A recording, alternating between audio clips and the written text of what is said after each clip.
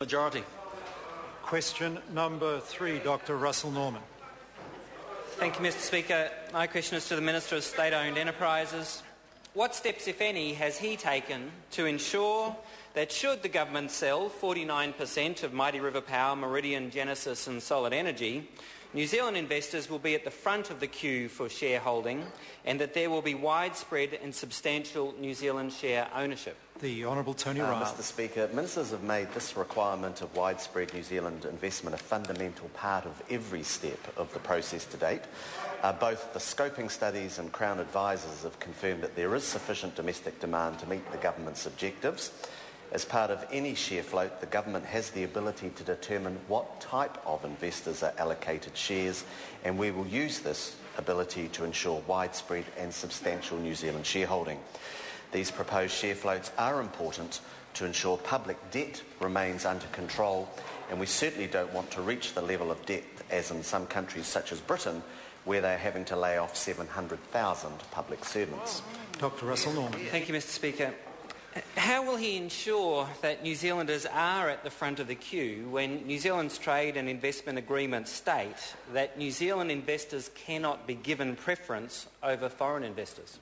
The Honourable Tony Ryall. Mr. Speaker, the government's quite clear that those agreements do not override the government's ability with respect to the allocation policy to make those decisions. Dr. Russell Norman. What advice has he received regarding the ability of the government to give preference for New Zealand investors, and advice regarding that the agreements that we have don't prevent him doing that? The Honourable Tony Ryall. We have received advice that those agreements do not prevent the government from ensuring widespread and substantial New Zealand ownership of the mixed ownership model companies. Parliamentary. The Honourable Clayton Cosgrove. What would stop? What is he going to put in place, if anything, to stop buyers of shares from on-selling those shares to overseas interests? The Honourable Tony Ryall. Mr. Speaker, I think what's quite clear is if you look at the mixed ownership model as it applies at the Port of Tauranga, which is a mixed ownership model type approach, we've actually got New Zealanders buying out foreigners. So I think the fact that we have good quality investments will give New Zealanders that opportunity, but I can tell the member... Point of order, the Honourable Clayton Cosgrove. Mr. Speaker, that was a specific question. It simply I hear the member, to save time, the Honourable member may repeat his question. To the Minister, what actions, if any, is he going to put in place that would stop buyers of shares in these SOEs from on-selling those shares to overseas interests? What specific actions will he take, if any, to stop that happening? The Honourable Tony Ryall. Mr. Speaker, the government's not proposing that would take any action that would stop ordinary people having a right of who they sell their shares. The problem is that party opposite doesn't think working people are good enough to own shares, and on this side of the House we think they are. Dr. Russell Norman. Order. I've called Dr. Russell Norman. Order. Thank you, Mr. Speaker. Will the Minister release the advice he has received, as stated in his earlier answer, that the government has no restrictions on giving preference to New Zealand buyers of shares in these companies? The Honourable Tony Ryall. The member is entitled to make an Official Information Act request for that information, and I'm sure we would consider it in due course. Point of order, Mr. Speaker. Point of order, Dr. Russell Norman. I wasn't asking whether I could make an Official Information Act request. I was asking if the Minister would release the advice. Well, I think in fairness, the Honourable Member, the Minister made it clear that without such a request he probably wouldn't, but with such a request it would be looked at. I think that's a reasonable answer to the question asked. Dr. Russell Norman. Point of order, Mr. Speaker. Point of order, Dr. Russell Norman. I seek leave to table an Official Information Act request from Professor Jane Kelsey seeking that advice, which was declined by the Minister in full. Leave is sought to table that document. Is there any objection? There is no objection. Supplementary question, Hone Harawira.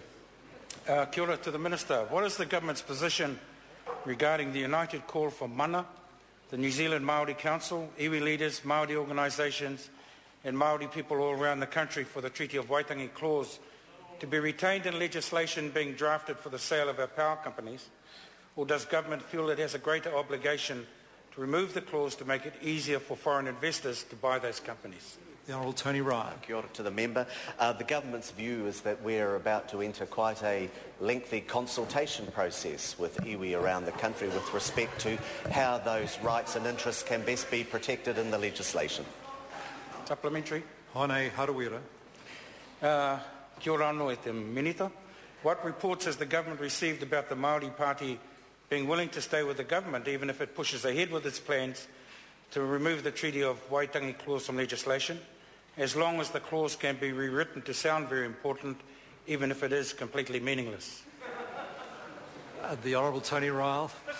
Well, as Minister of State-owned Enterprises, I haven't asked for any specific reports on that matter.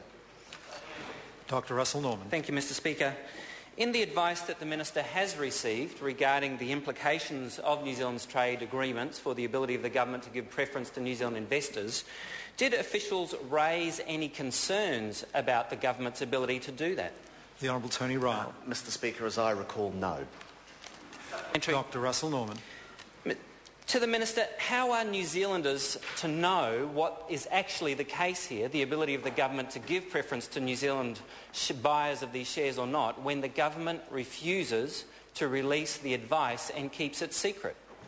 The Honourable Tony Ryall. Mr Speaker, I think New Zealanders can take assurance of the fact that the government has made it very clear that it is our intention to maintain strong and widespread New Zealand interest in these companies, and we would not have made that commitment unless we were able to do so. And I've got to say, there's a lot of New Zealanders very interested in what's to come. Question number 4, Nikki Kay. Mr Speaker, question to the Minister of